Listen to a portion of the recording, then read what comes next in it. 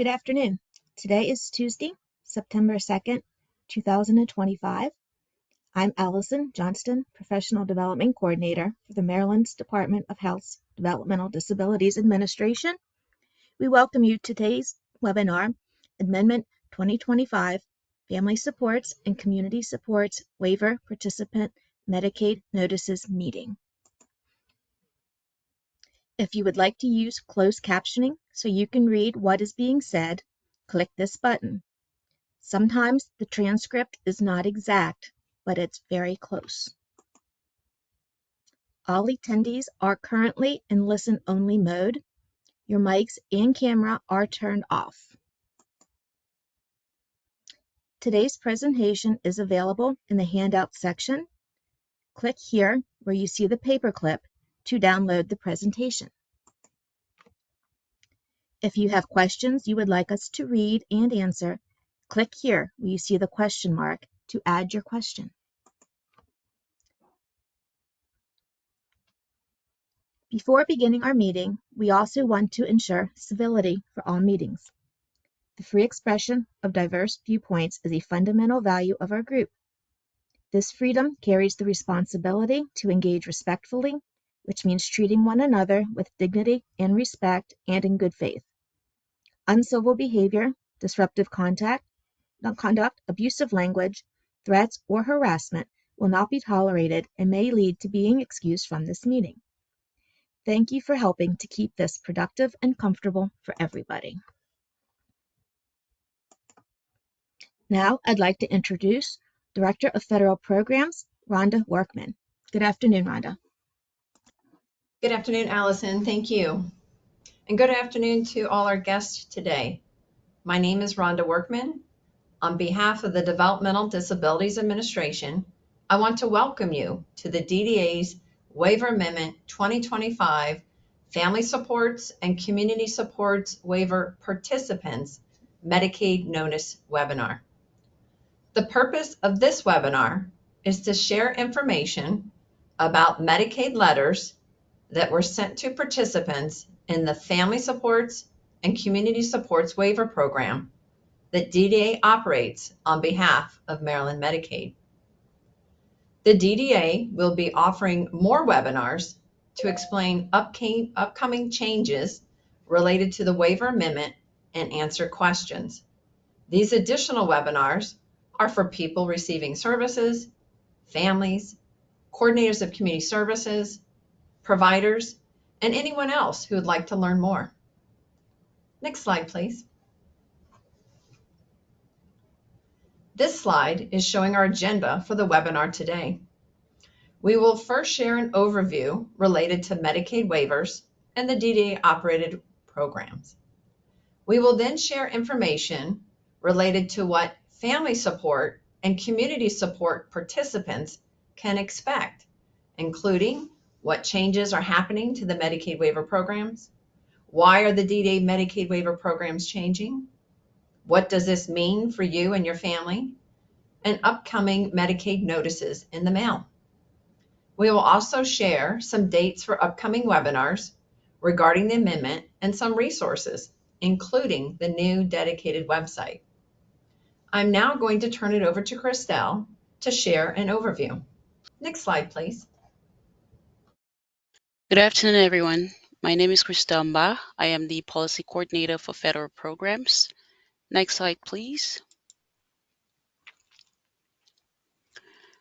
We're going to go over what is a Medicaid waiver or waiver program. A Medicaid waiver lets some Medicaid rules be set aside to help more people get the services they need at home or in the community instead of in a facility or institution.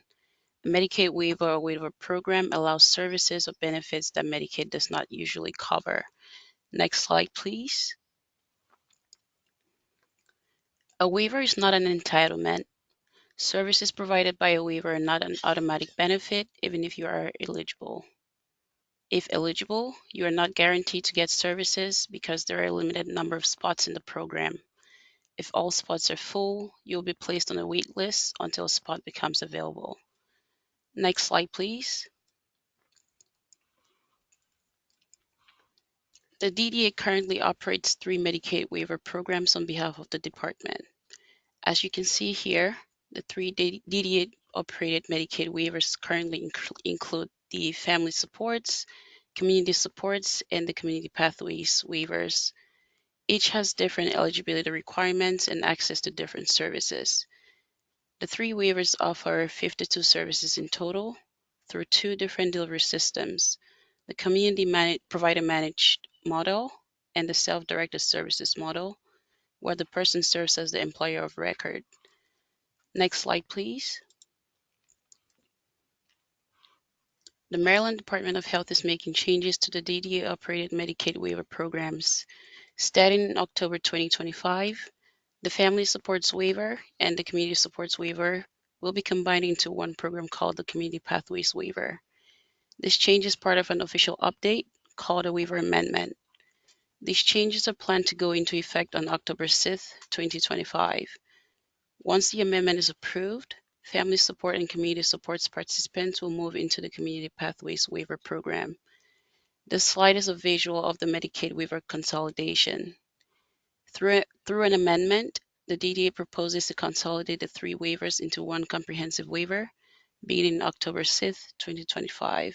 Next slide, please. The state is combining waiver programs to make services easier and quicker to access, provide more consistent person-centered support, and improve the overall system for everyone. I'm now going to turn it over to Amma to share some more information about what the consolidation means for family supports and community supports participants. Next slide, please. Thank you, Christelle. Good afternoon, everyone. My name is Ama Owusu-Donko, and I am the Division Chief of Eligibility. I'm going to share information about what the consolidation means for family supports and community support participants. First, it's important to note no action is needed from people and their family. The Maryland Department of Health will automatically move people who are now in the Family Supports Waiver and the Community Supports Waiver program into the Community Pathways Waiver. Participants will continue to receive all the same services and supports. No new waiver application is needed. Next slide, please. For family supports and community supports participants, your coordinator of community services will not change. Your person-centered plan will stay the same. Your current person-centered plan and approved services will now be provided under the Community Pathways Waiver Program. Your currently authorized services will remain the same. Your providers and support staff will stay the same. Your service delivery model will stay the same. Service providers, including staff under the self-directed service model, if applicable, will continue to be paid just under the Community Pathways Waiver. Family supports and community supports participants will receive a letter telling them about the transition to the Community Pathways Waiver Program. Next slide, please. For family supports and community supports participants, your annual financial redetermination will continue as usual. If you're already in the process, continue submitting documents as requested. Next slide, please.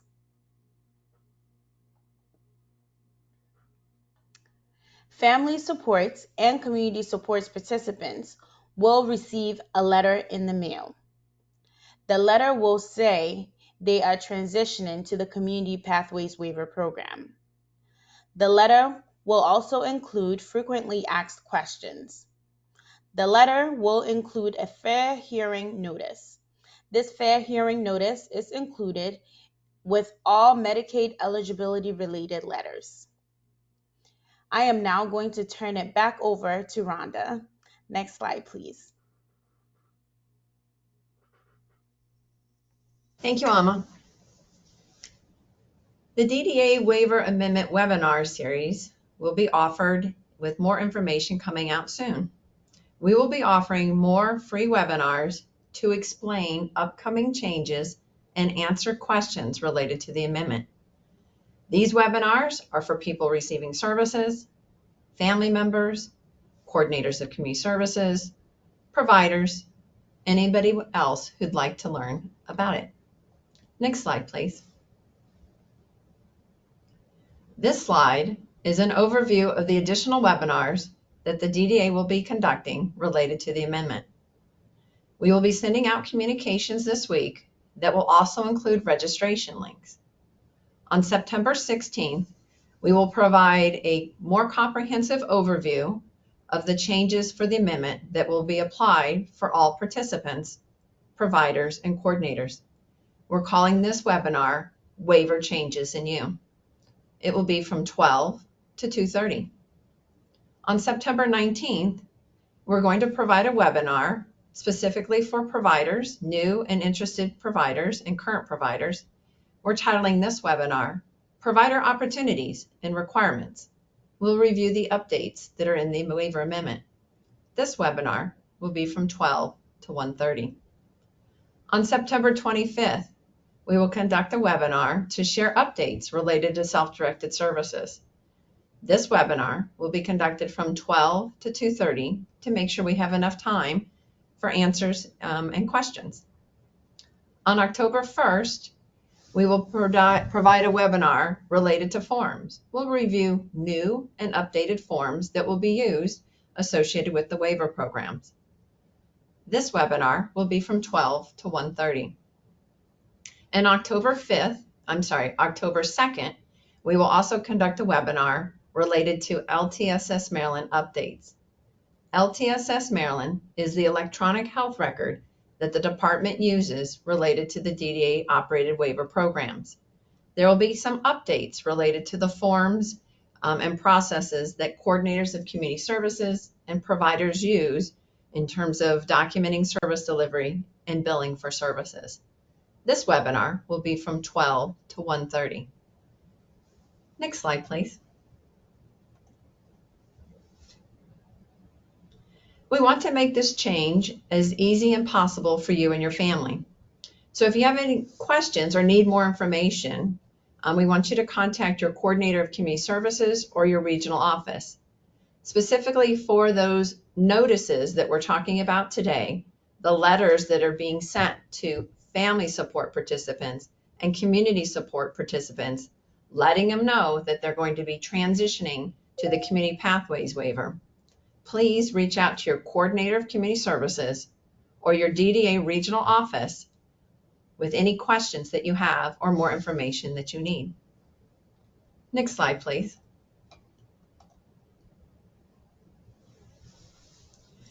For updates and more details related to the waiver amendment, please visit our new website titled October 2025 Waiver Changes in You. We've included a link on this slide.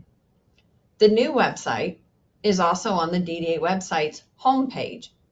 It can be accessed from the left panel as shown on this slide with the arrow. You can also sign up for the DDA updates using this link on the slide. You will receive information about communications from DDA, the newsletter, and those webinars that we mentioned. Next slide, please. This slide is a summary for today's webinar information for participants in the Family Supports and Community Supports waivers. Participants will be receiving letters this week to let them know they're going to be transitioned to the Community Pathways waiver program. DDA is combining the Family Supports and Community Supports waivers with the Community Pathways waiver to have one waiver program that supports individuals with intellectual and developmental disabilities.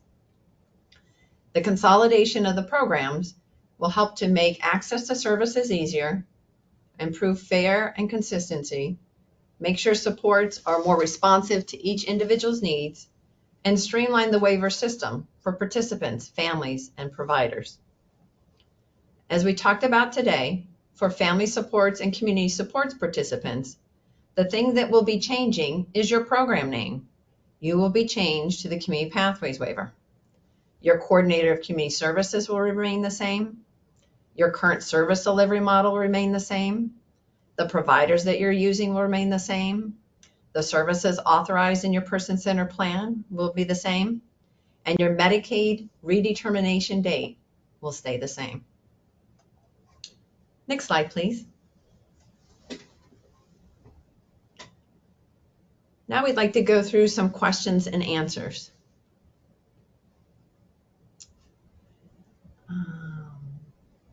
Our first question was, how many participants are on the webinar today? Currently, we're at 857 participants for the webinar. Our next question is this PowerPoint, will it be on the website?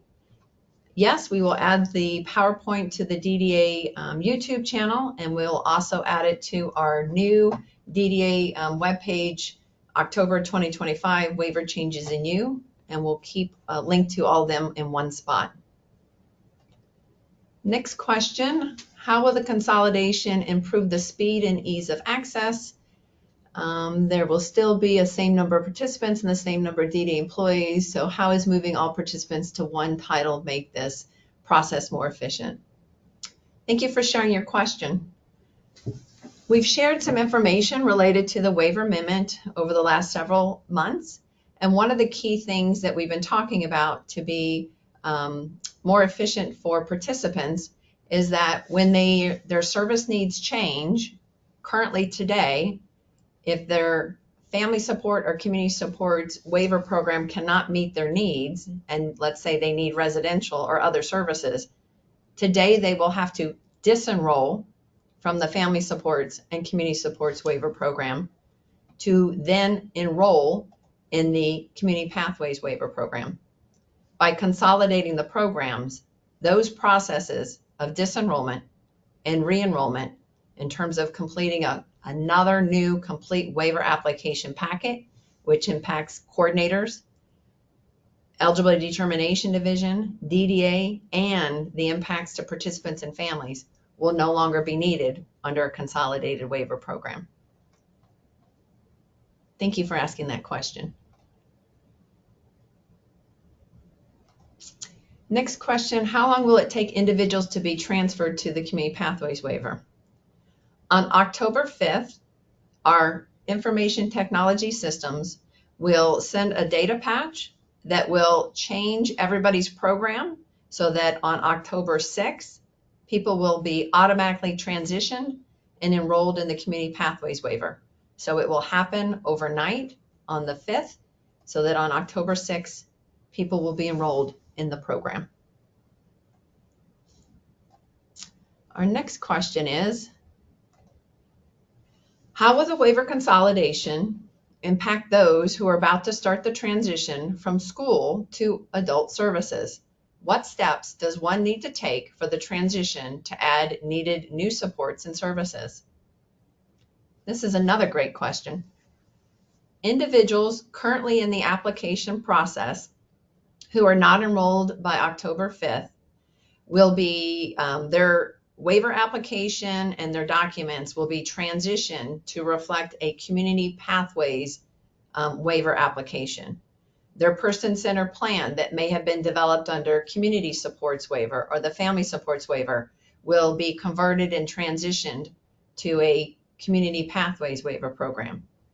So we have taken steps and have been planning to provide the opportunity for a seamless transition of status where people currently are. They will just now be reflected under the Community Pathways Waiver program.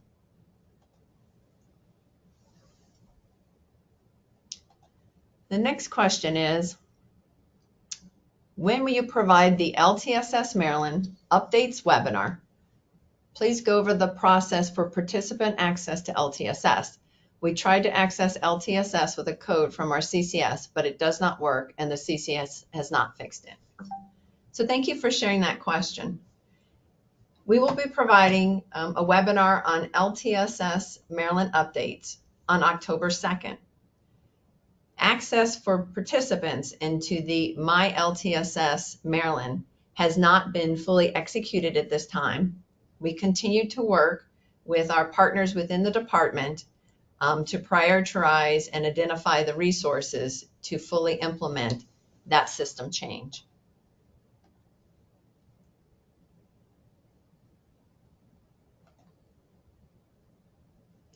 The next question is, please clarify if the waiver amendment request has been approved by CMS. If not, when do you expect it to be approved? The waiver amendment was submitted to the Center for Medicare and Medicaid Services in July. They have reached out to the department with a few questions. We expect for the amendment to be approved in the near future with the effective implementation date of October 6, 2025.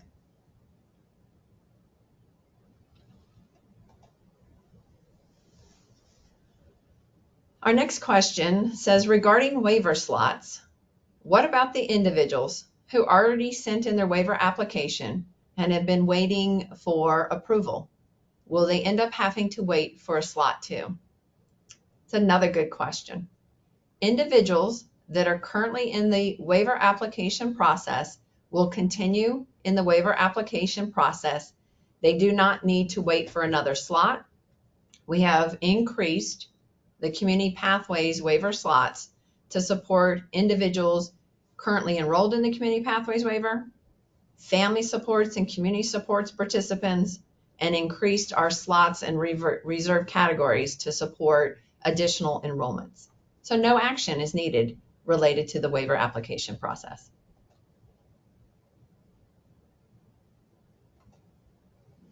Next question.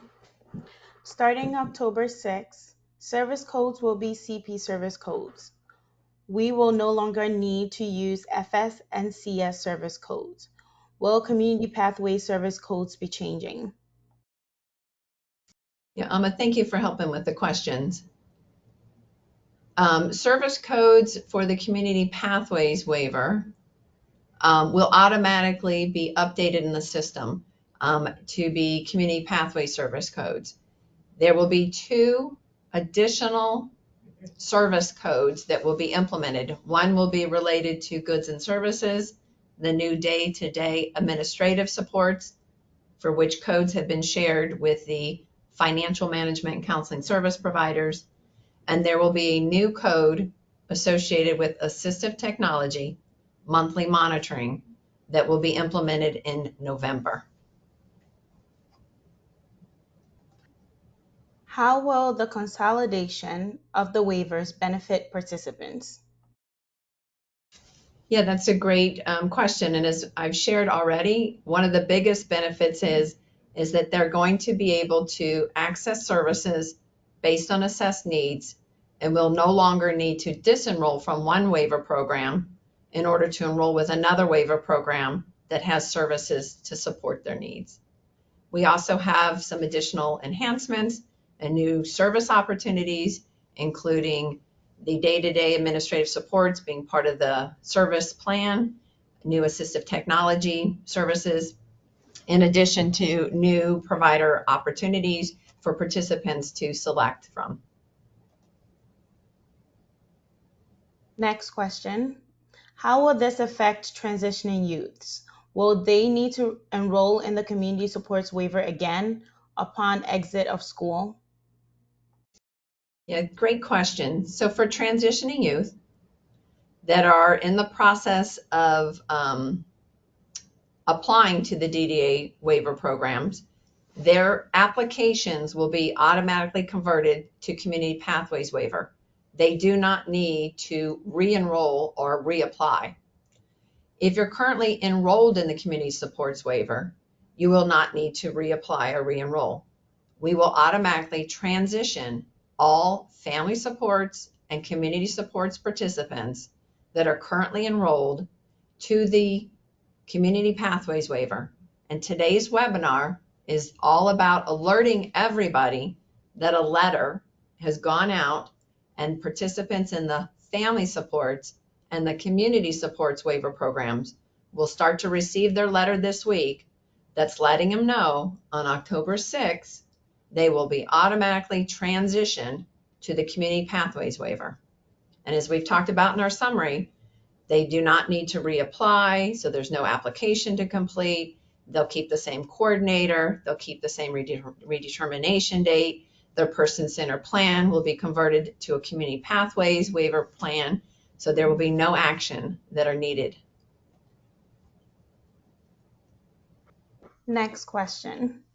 Will this affect the number of available spots for the Family Supports Waiver, or will the number of spots be consistent? Yeah, thank you for that question. The participants, the number of slots, or the participants in the Family Supports Waiver are transitioning to the Community Pathways Waiver. On October 6th, there will no longer be an active Family Supports or Community Supports Waiver program. Everybody will be moved and put under the Community Pathways Waiver. So we don't need spots on the Family Supports Waiver anymore, because everyone and the reserved slots have been transitioned to go under the Community Pathways Waiver program. Next question. What happens if part of the proposals are not approved? It's a good question. The department has been in communication and working with the Center for Medicare and Medicaid Services for several months related to the amendment. If in the event part of our proposal is not approved, we will conduct a webinar to let the public know what parts were not approved. Next question. What assurances will be there to ensure services are not interrupted or previously approved services denied? We are working very diligently among various Medicaid partners and system subject matter experts to ensure that there is testing that's being conducted to make sure that people are transitioned to the new program, and so that services are not interrupted.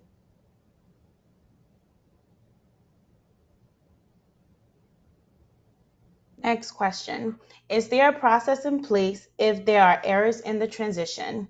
Is there an expedited process if someone gets disenrolled accidentally? If there is, again, testing that we're currently doing to ensure that the transition and the process will work smoothly.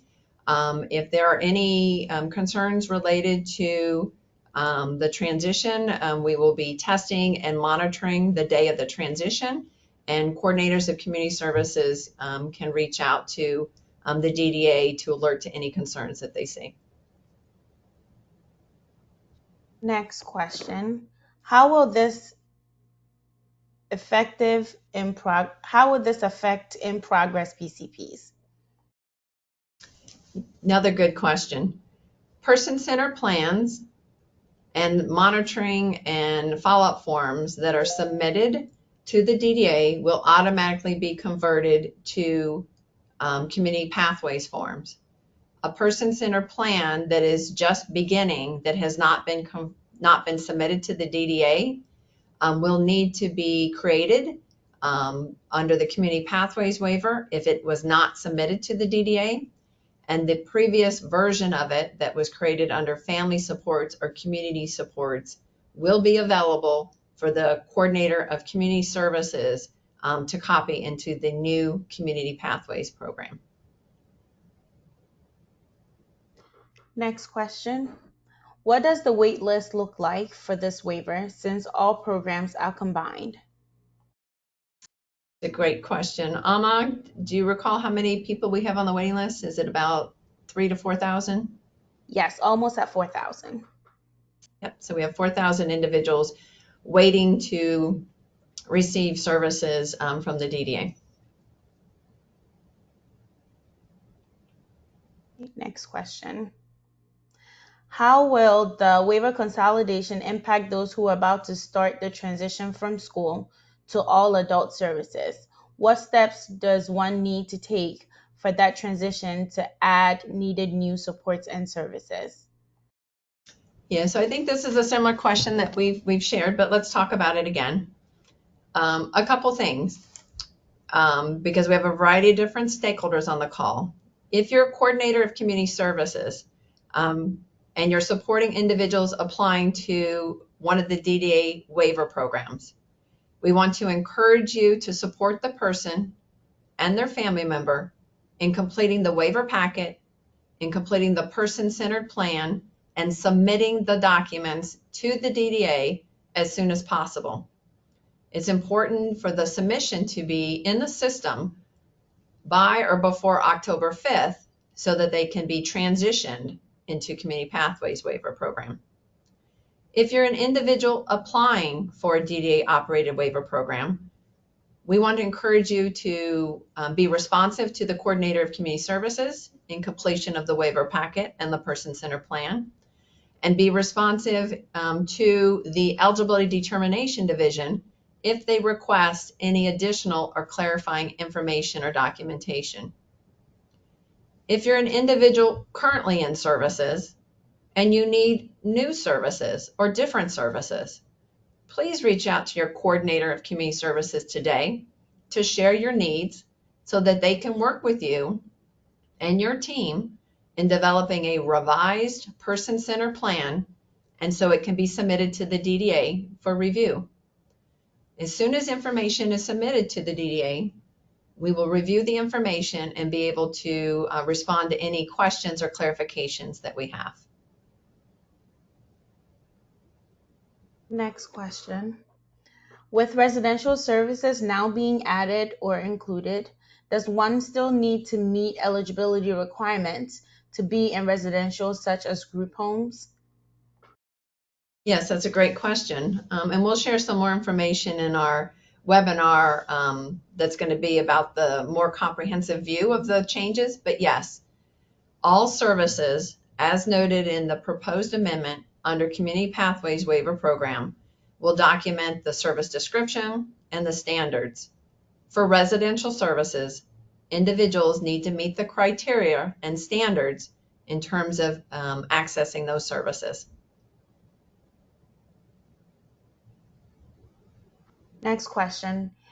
Is there any action necessary for our FMCSs? Yes, financial management and counseling services providers who provide supports with staff onboarding, taxing and reporting, and paying timesheets and invoices for participants' self-directing services will have some tasks and actions that they need to take. The DDA is working with the financial management and counseling services providers in terms of the updates to their processes, their policies, and their systems. Next question. Will we need to do a budget modification for our transitioning youth to add day programs, which should have started over the summer? If you're a current participant and you are looking to add additional services, it sounds like this question is from someone self-directing. You will need to revise your person-centered plan, and then you'll need to update your budget. Please reach out to your regional office or your coordinator of community services for assistance. Next question. How can self-directed participants fully be prepared to implement the waiver changes to their team if the webinar does not even provide 2 weeks notice? The DDA operated waiver amendment has been shared through the public input process, and we have also shared the update proposal that went to the Center for Medicare and Medicaid Services. So there's a variety of information that is available on our website, in addition to the information that we've been communicating. We are working to update the self-directed services manual, and we are working with the DDA Waiver Advisory Council for input related to the updates.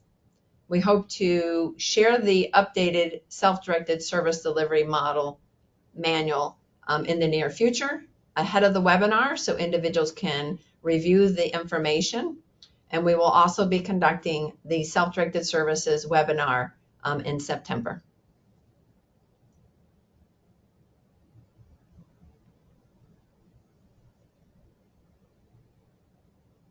Okay, let me go to the next question.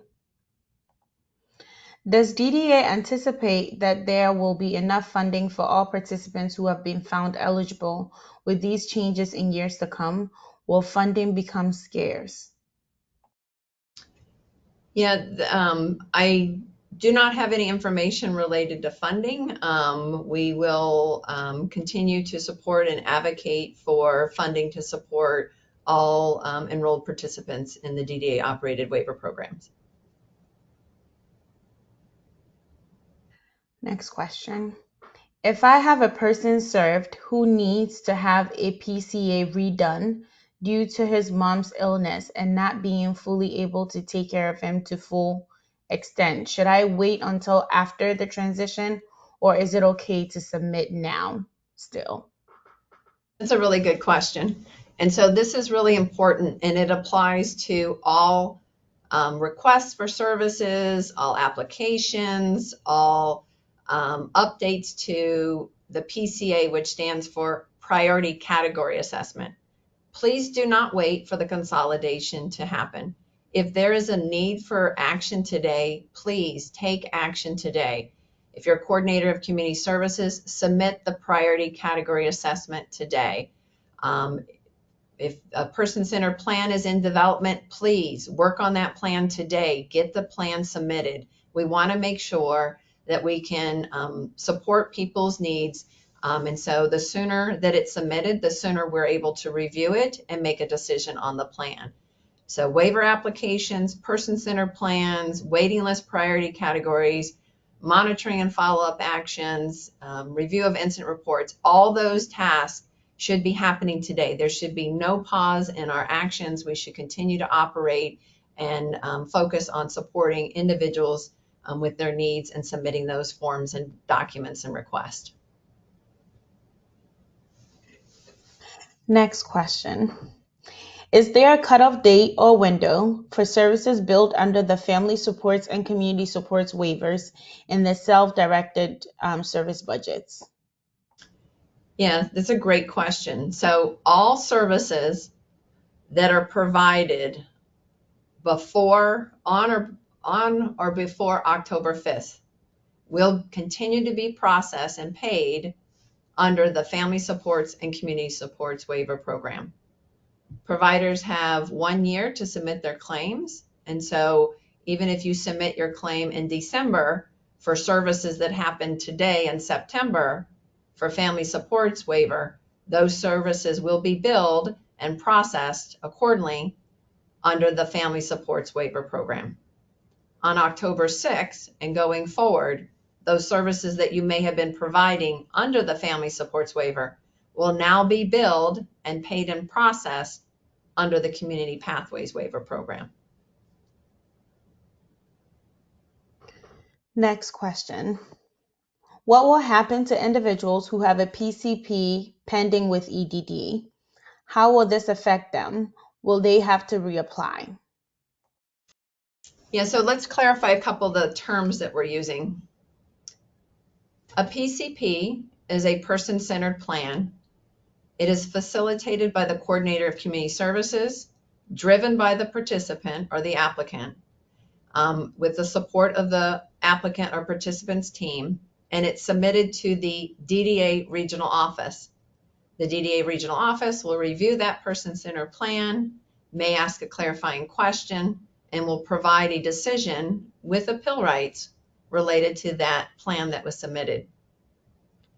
DDA operated waiver programs, waiver applications, specifically that Medicaid waiver application, is submitted to the Eligibility Determination Division.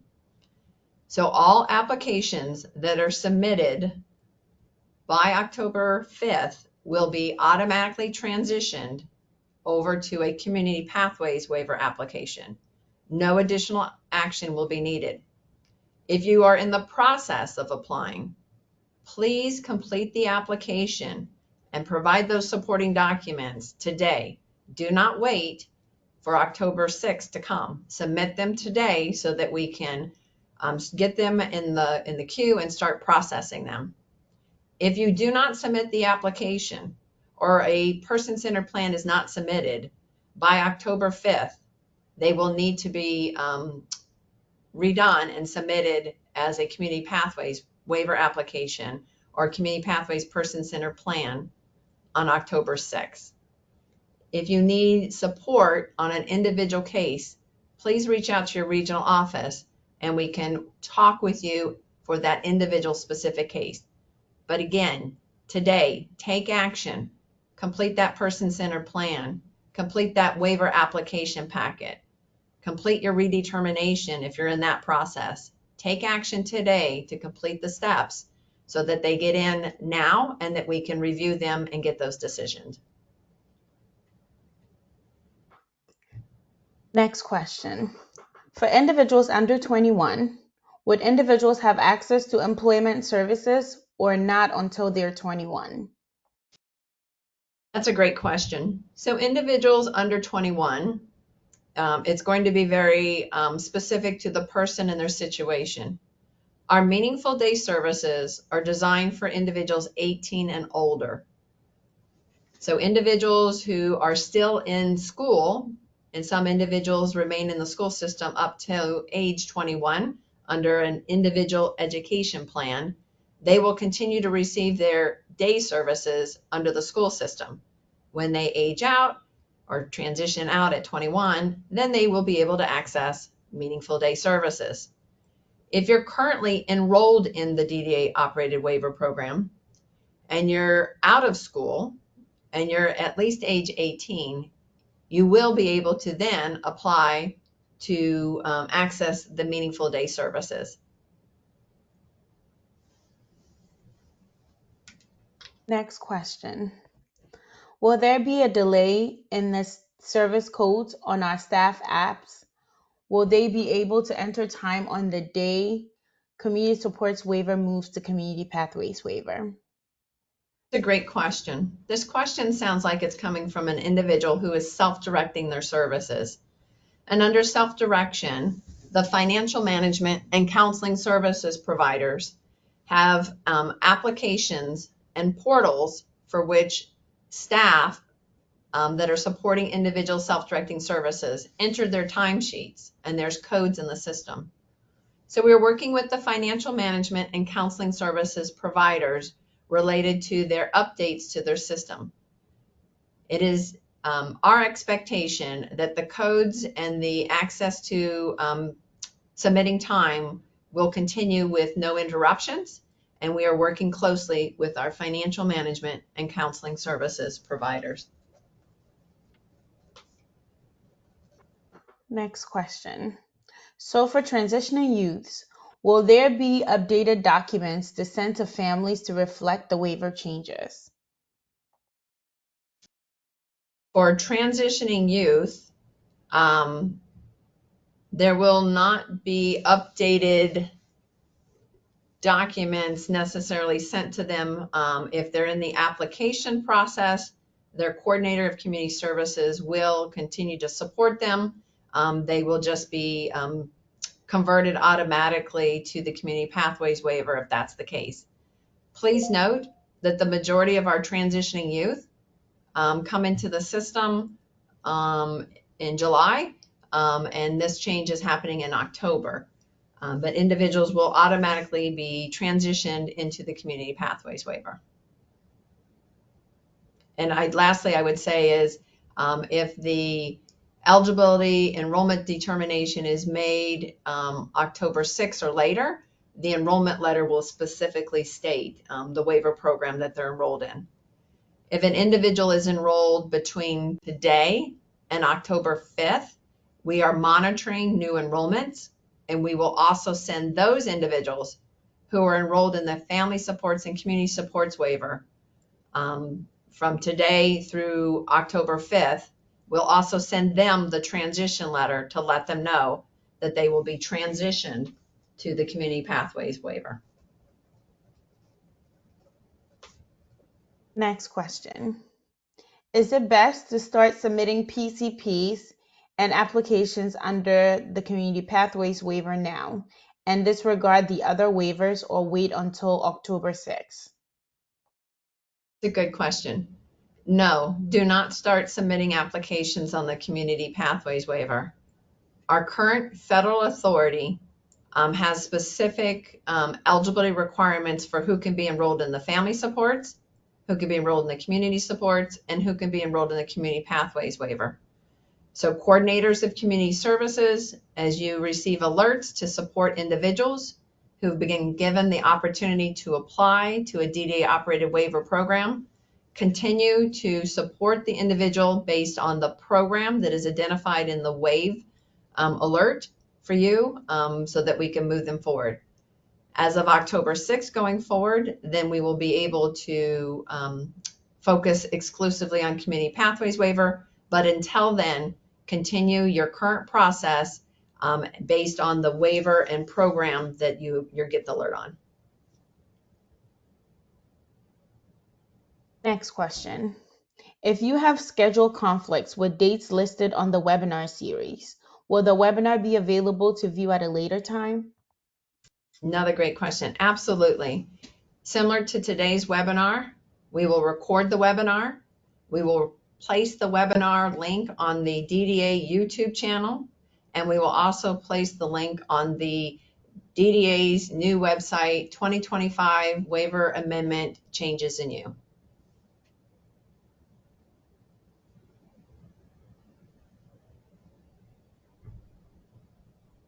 Okay.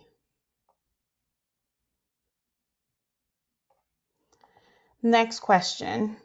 Can individuals of any age apply for the Community Pathways Waiver now? Great question. Today, no.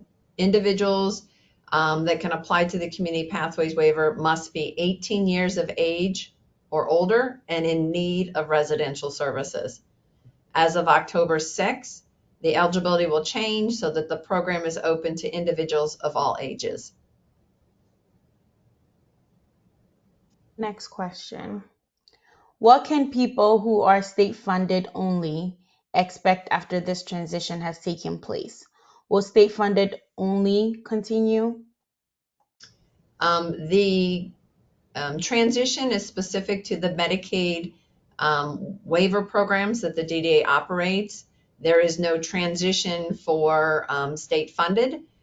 We are working with individuals who are developmentally disabled in our eligibility category that are state funded to support them with applying to a DDA operated waiver program to maximize our funds and to also support them to include them having the ability to access Medicaid state plan services, which is like a health insurance company. Another question here. Will individuals who are currently receiving services automatically have a slot if they remain eligible? Yes, individuals currently enrolled as of 10/5 in the Family Supports Waiver and the Community Supports Waiver will have a slot and a space October 6th.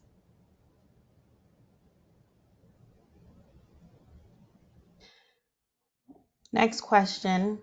When will the self-directed services codes be provided? Are you able to repeat the ones that will be changed again? Yes, there will be new codes for day-to-day administrative supports under individual and family directed goods and services, and assistive technology monthly service monitoring. These codes have already been sent, from my understanding, to the financial management counseling services providers. If you need additional information, please follow up with Wes Hundelman, who can assist you with that. Another question. How does this affect pending family supports or community supports waiver? Pending waiver applications, if they have been submitted to the department, will be converted and transitioned as a pending Community Pathways waiver application. If they have not been submitted to the department, they will have to be created and redone.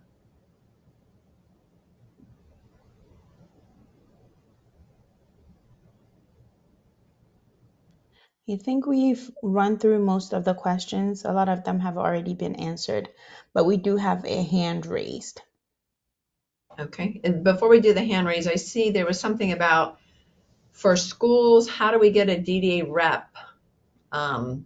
So if you're interested in, if you're from a school system and you're interested in a DDA representative coming and sharing information, please reach out to the DDA regional office who could further talk with you and support your request.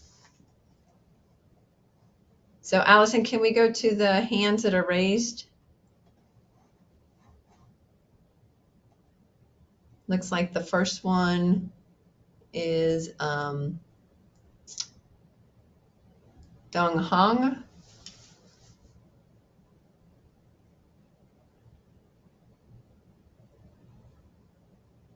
Allison, are you able to open up, call on the people with their hands raised and open their mics, please?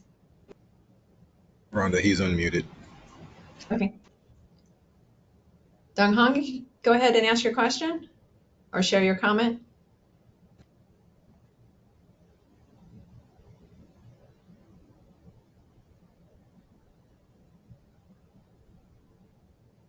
Your mic. My question is, for people who have approved residential service, how can they get into the family and community support? People who have approved residential services in their plan today will continue to have that approval and receive those services if they're receiving them now today. Thank you for your question. Thank you. I'm the only one ask question. Eric or Allison, can you go to the next hand, please? Looks like we have Karen Smith.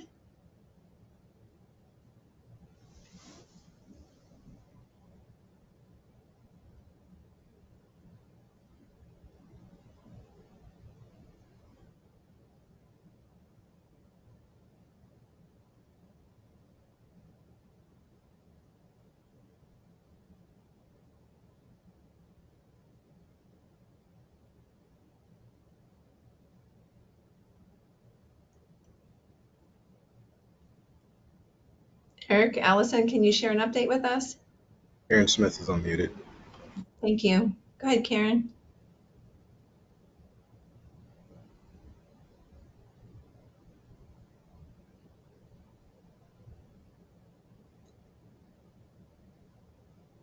Karen, are you able to unmute your mic and share your question or comment?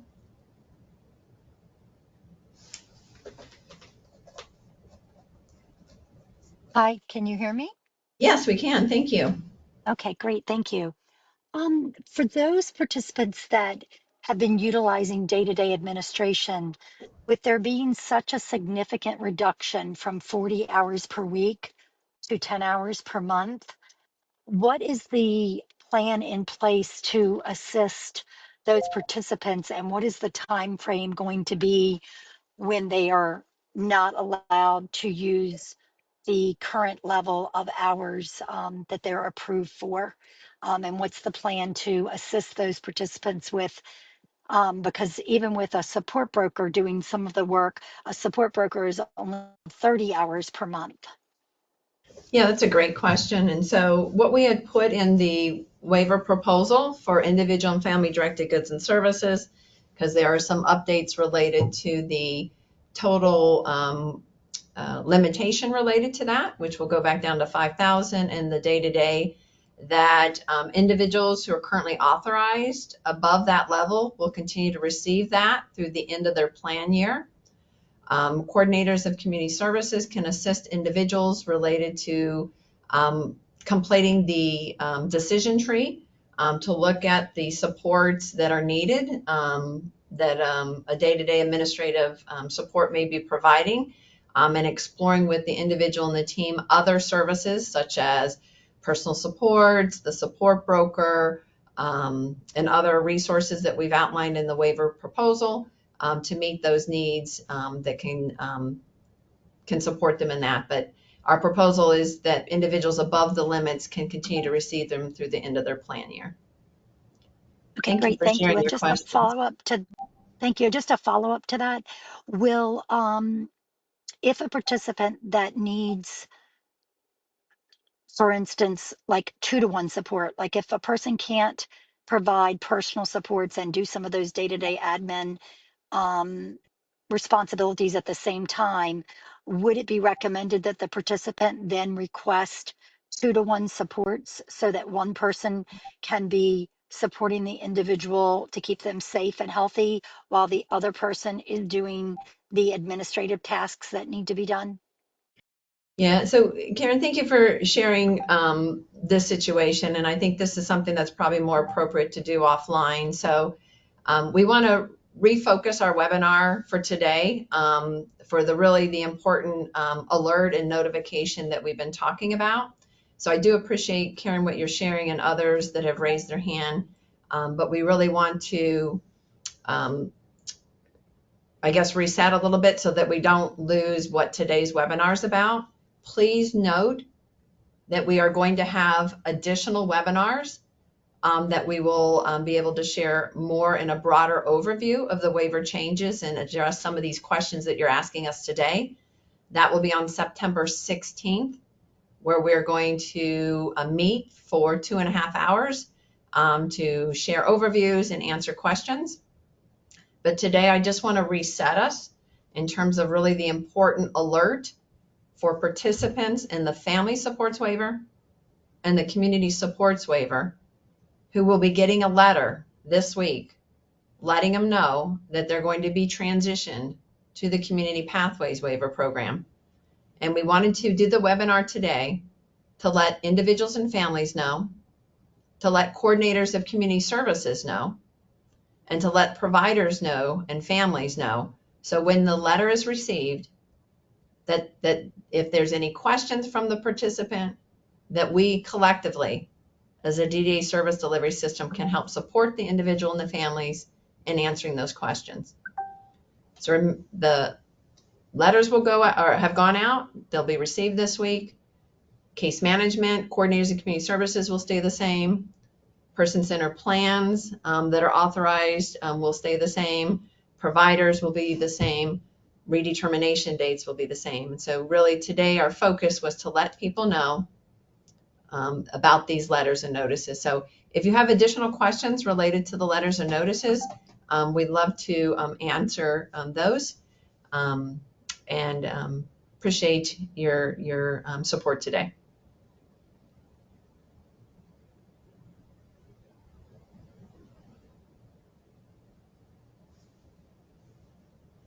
So Amma, can you see if we have any additional new questions related to the notices today?